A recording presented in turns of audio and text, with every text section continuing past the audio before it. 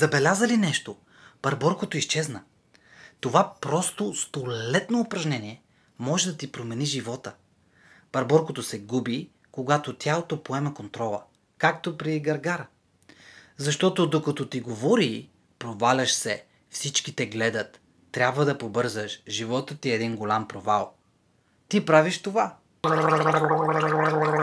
Това е блуждаещият нерв, най-дългият нерв, който ти казва: тук си, в безопасност си, животът ни е приятел.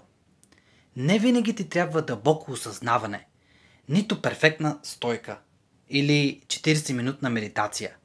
Понякога ти трябват само мивка, малко вода и 10 секунди смелост да изглеждаш малко смешно. Бърборкото си придава винаги сериозност.